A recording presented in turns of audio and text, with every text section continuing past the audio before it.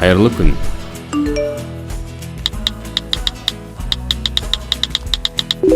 Қош келдіңіз. Қазақ тілін үйретуге дайынбыз. Ендеше бастайық. Сәлем достар, біздің бүгінгі тақырып менің туған қалам. Менің ойымша бұл тақырыптың тіпті аудармасы да қажет жоқ шығар, өйткені барлығы түсінікті. Ендеше тақырып түсінікті болса, назар аударайық. Менің туған қалам Нұр-Сұлтан. Ол әсем қала.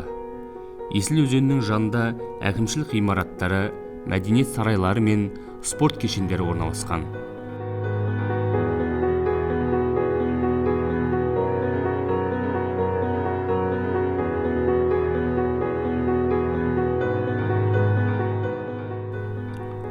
Қаланың дәл ортасында Бәйтерек монументі бар. Ол астанамыздың символы. Оның айналасын қоршаған әдемі гүлдер қаламызға көрік береді. Бәйтерекке жақын жерде Хан Шатыр сауда орталығы орналасқан. Оның ішінде уақытты қызықты өткізуге болады. Қала шетінде ұлттық спортты дамытуға арналған Қазанат ипподромы бар. Елордамыз күннен күнге көркеюде.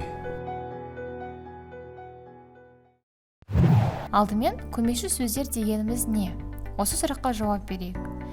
Көмекші сөздер дегеніміз лексикалық мағынадан айырылып, грамматикалық қызметке ауысқан, сөйлемде жеке қолданылмай, толық мағыналы сөздерге тіркесіп, түрлі грамматикалық мағыналар үстейтін сөздер.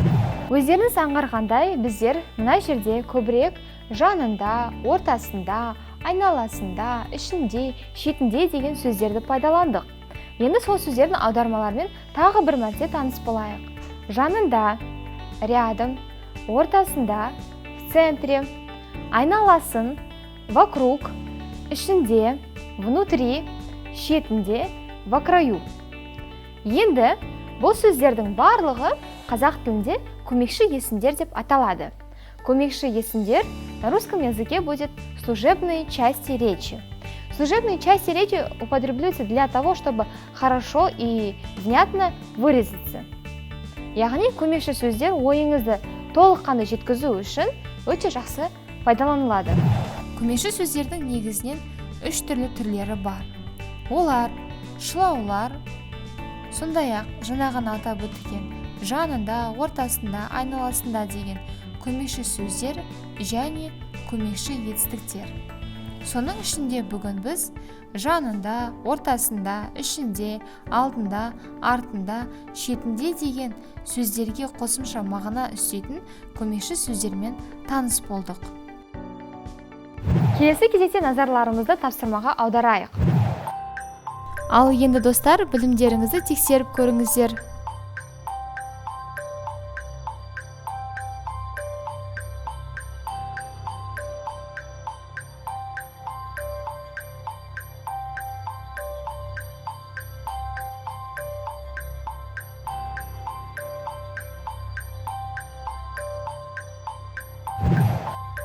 Нұр-Сұлтанның бұрынғы атауы Ақмола. Долларға ұқсас үй, қаржы үйі. Президент резиденциясы Ақорда. Нұр-Сұлтандағы өзен Есіл. Тапсырма дұрыс орындалды деген үміттемін. Ал ендеше достар, бүгінгі тақырып сіздерге түсінікті болды деген ойдамын. Егер де қандай да бір сұрақтарыңыз болса, міндетті түрде астына пікір қалдырыңыздар. Және де келесі кездескенше сау саламатта болыңыздар.